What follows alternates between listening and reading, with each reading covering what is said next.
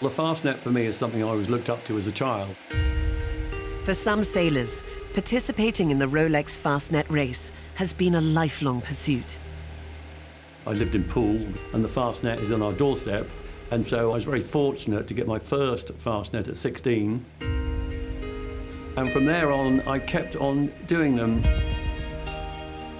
I'm now 66, and I really think this will be my last Fastnet race. The preferred memory is probably Leopard 3 getting the record. And we got the overall handicap win in '87, so we've had our successes along the way. We always remember those times. Yeah, looking forward to my final Fastnet race. I'm leaving on my terms as opposed to being asked to leave, and I'm very comfortable with that. It happens to be 100-year-old, so it coincides with me signing off, which makes it even more exciting that I'm leaving on a big one.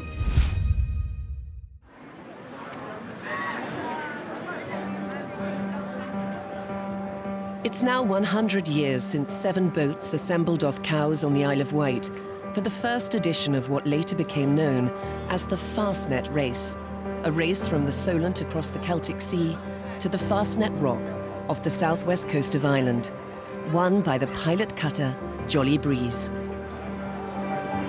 The fleet assembled for the event's Centenary edition looked rather different.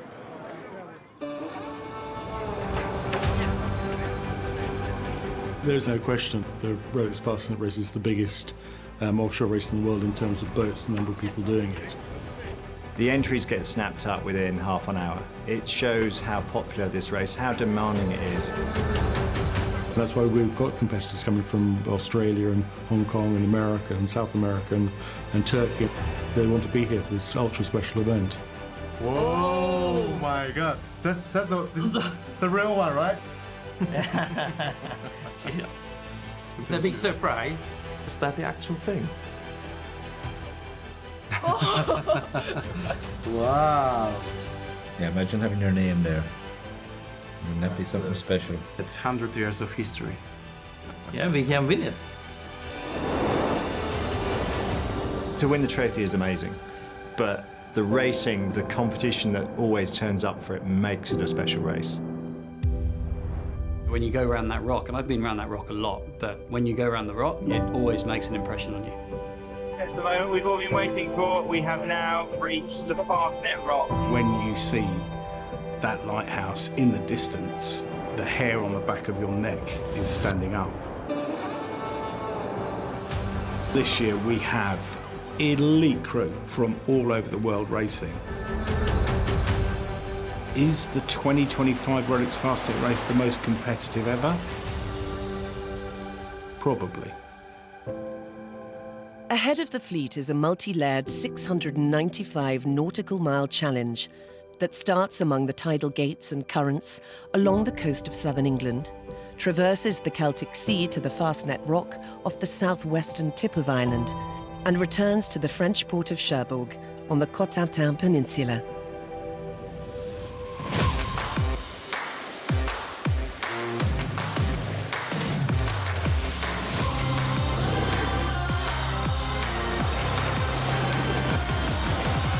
Nice tag. Conditions for the Centennial Fastnet start are relatively benign. With the 4 giant Ultime trimarans setting out in a 10 to 12 knot southwesterly breeze, the first of the record 444 boats preparing to cross the start line. We're effectively going to start the boats in speed order.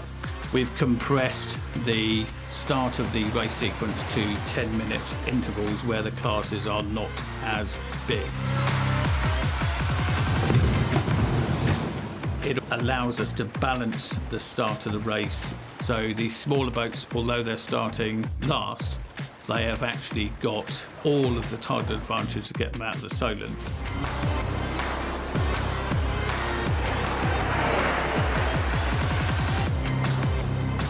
It must actually be quite intimidating to suddenly be in a relatively close space with other boats, some of them fairly large and quick. Okay, sheet on main, let's go, let's go, let's go. Well done, boys.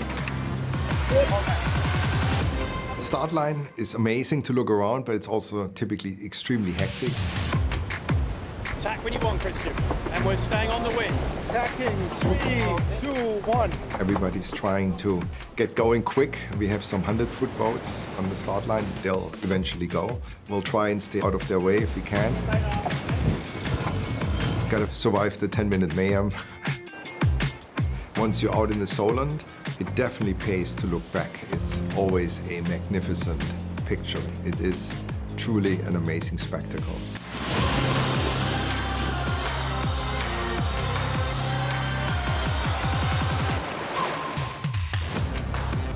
For spectators gathering at the Solent's celebrated vantage points too, the departing fleet puts on a memorable display.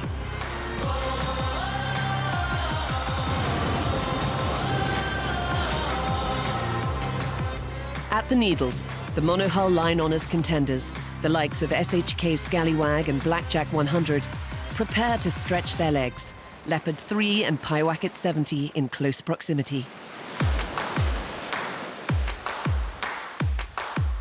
Some of the nearly 3,000 sailors taking part in the race have been doing so most of their adult lives. Some have chosen the Centennial edition to make their debut.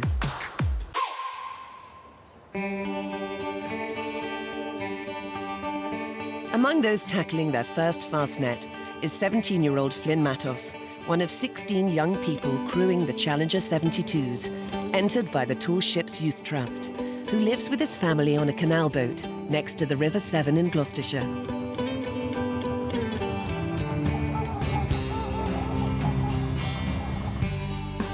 Tall Ships Youth Trust is there to help young people from deprived backgrounds who may not be able to experience sailing. It gives them the opportunity to come aboard and not just get the sailing out of it, but also the personal development side, to be able to become more confident with other people. I think I bring a very positive and upbeat personality that is willing to carry on regardless of how extreme the weather is. And I think also I have a decent level of practical knowledge that I can bring to the team. Fred, can I have probably a 17 or a 19? Indeed, Flynn took charge of the canal boat's refit, a project lasting some 6 months. Homeschooled, he's benefited from a more practical curriculum that accommodates his dyslexia and a lifestyle freed from conventional constraints. I think we were drawn to the canal boat by the freedom. We didn't really know what to expect, and we then found out actually having the freedom to move and having independence from the grid is actually quite an amazing feeling, and you end up in beautiful places. Which I think is why I love sailing so much, because moving is so deeply ingrained into who I am.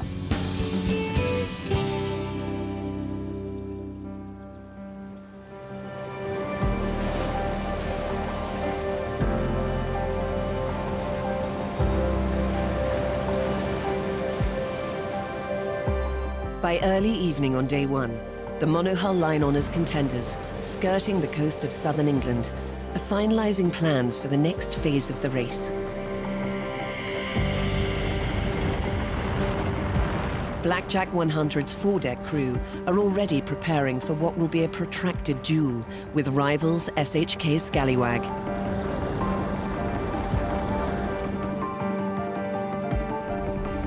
Watching the battle playing out ahead of them is Christian Zugel's all-conquering crew on Shoes 2, looking to add the Fastnet to their impressive list of recent offshore wins. We've got a couple of the hundreds out there in front of us, which we can keep an eye on. They're giving us a good indication of what's going on. It's going to be a busy night ahead, but looking forward to it. While the monohulls make their next moves, the 4 Ulti multi-hulls, led by Tom Leperche's crew on SVR Lazartigue, are enduring a frustratingly light passage across the Celtic Sea. Leperche's own course record looks unlikely to be broken this year. For some competitors, participation in the race is not about breaking records, but maintaining them. I'm Captain Ollie DL, so I'm an officer in the Royal Engineers, and this here is Trojan. And as a club, we're very proud to say we're the only club that has entered every single Fastnet since its first race back in 1925. Talk through the route, the plan, break down into the watches, and then get ready to go. You definitely feel the weight of the responsibility of that. What is really nice, however, is you've got tens of years of experience to lean on, and that's largely down to our wide history in the event. By the time we've done that, we're running down to Cherbourg and surf our way all the way down and make it in time for the pontoon parties on Friday. So this year for us marks 99 years since we won the Fastnet and 100 years since we came second. Unfortunately not expecting quite those results this year, however our goals now still stay the same. Our primary goal is to get to the start line, my secondary goal is to get to the finish line. Everything else that comes in the middle is an absolute bonus for us. It's not until 3:15 on day 2 that the leading all-team SRV La Zatig reaches Fastnet Rock. Some 9 hours outside their record set 2 years ago. They leave much quicker than they arrive, en route to Cherbourg, and speeds in excess of 35 knots. Next around, over an hour in arrears, is Banque Populaire, skippered by Armel Leclerc, also now looking to make up the time they lost languishing in the Celtic Sea. Behind them, Blackjack 100's crew are leaving nothing to chance in their efforts to stay in front of the leading monohulls. Small nick in A2, probably going to be fine, but just stay on top of it. Don't give these guys behind us an inch. Some of the guys behind have issues of their own. Weed on the keel, so next mission is to try and remove that. Got a weed stick, so it's not the easiest task to do, but that's the goal. Try and get it off now, save a little bit of drag.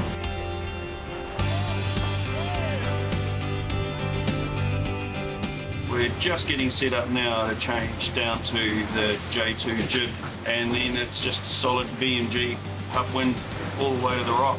Expecting to be there between sort of 1 and 2 a.m. Again, going around in the dark.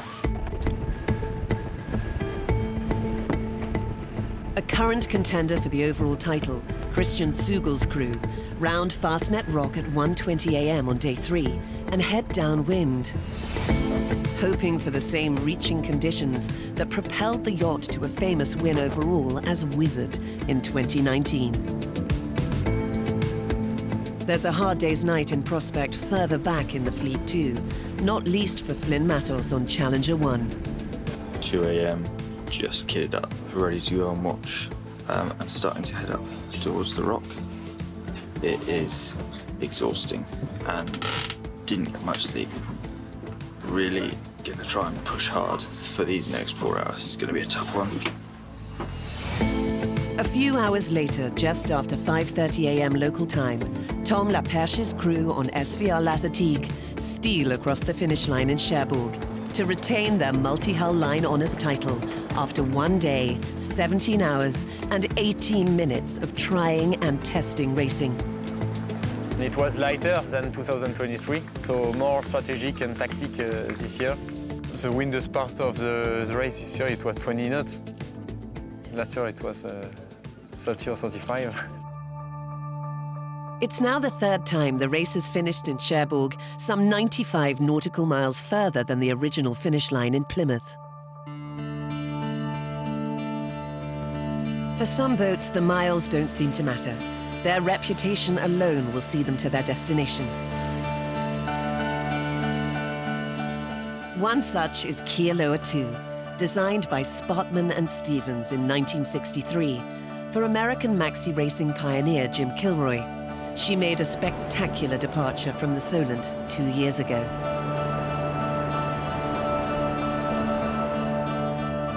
When we bought the boat, it was to buy an Ocean Classic with pedigree, and there are a few that have the pedigree that she does, and then to be able to race in the great races. We've done the 75th Sydney Hobart race, we did the 50th Fastnet race, and here we are doing the Centenary Fastnet. I think Jim would be proud of us. Second yacht home in the 69 Fastnet and line honours winner of the 71 Sydney to Hobart, Kealoha 2 and her crew are more about winning friends these days than winning races. She is 45 tons and built from an era where slicing through the water was what you did. You didn't plane and scoop. So it's a bit like guiding your grandmother. If you give her a suggestion as to where she should go, she'll probably do it. If you order her and try and force her to go that way, she'll go in completely the opposite direction and all mayhem will break out.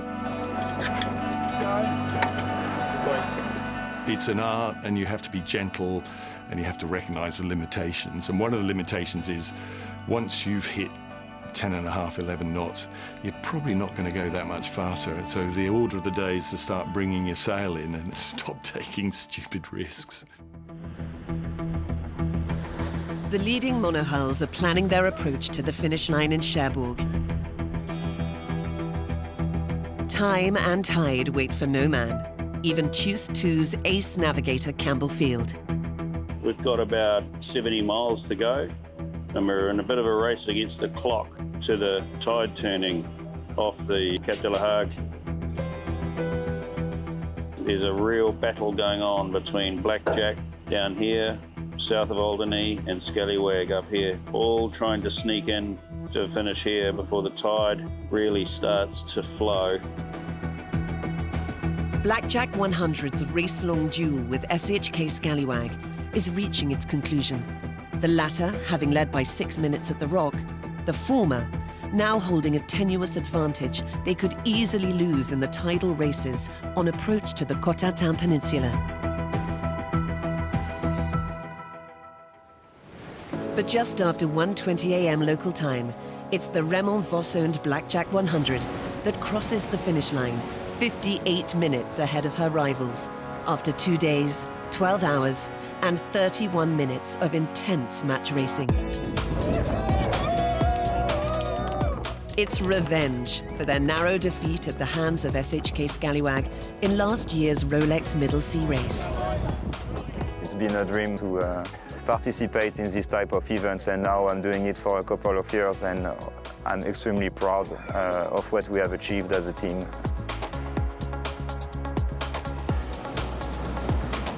Just after first light, Tuse 2 steams home after yet another highly competitive performance. She's won her class and remains the overall race leader, at least for now.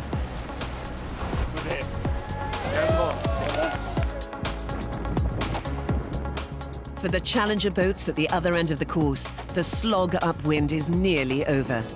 It's the moment we've all been waiting for. We have now reached the Fastnet Rock.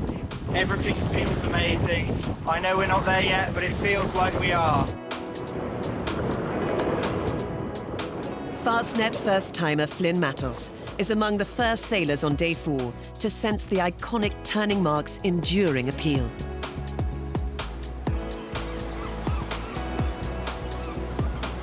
Shrouded in mist or cast in poor light for most of the race so far, Fastnet Rock finally lives up to its billing for some of the smaller boats, whether first-time entrants or perennial participants.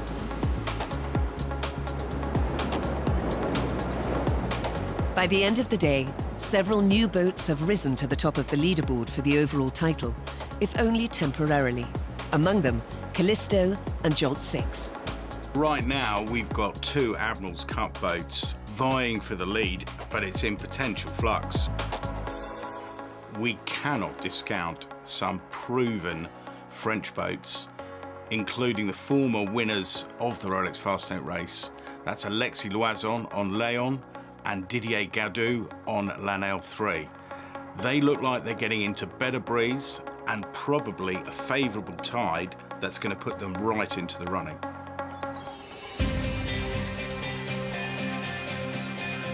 On the morning of day 5, Kealoha 2 makes a typically graceful final push for the line, but for once, the focus lies elsewhere. 12 years after first winning the title double-handed with his father, Cherbourg-born Alexis Loison sails into his home port aboard Léon with a now unassailable 2-hour lead. Sailing alongside Jean-Pierre Calbert, builder of the JPK 1050, Loison has completed the course in 4 days, 5 hours and 2 minutes, confirming his standing as one of the Fastnet's greatest ever sailors. Very important for me, for my club, for my family, for all my friends. It's a crazy moment, and yeah, I don't dream of that. Alexis is very good. I'm very happy. When I raced myself, I raced always in short-handed. And I am very glad to see again a short-handed boat to win overall the Fastnet Race. Cherbourg's vast Port Chantereine marina is fast filling up.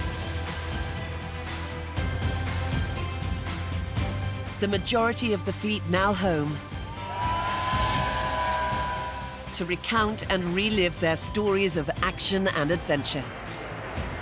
I've learned that the relationships that you create with people and the teamwork that you build when you're doing easy stuff becomes so much more important when you then push, because it's at that point when people start to get to breaking point that working together matters more than anything else. Just to be part of it feels like a beginning of a massive journey for me. Paul Stambridge's Fastnet journey is at an end. After 21 races, this year's aboard Black Pearl, he's now sailed his last. Yeah, the sun's setting over Cherbourg, it's sun setting on my racing career, and yeah, a very fitting end to it. So I'm a very content man. Yeah, very happy.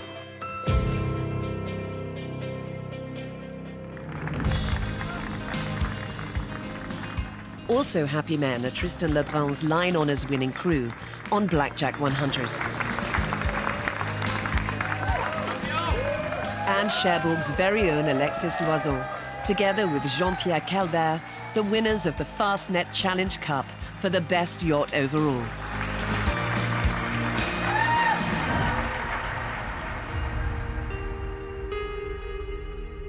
In the 100 years since its inception, the Fastnet Race has inspired, invigorated, and entertained.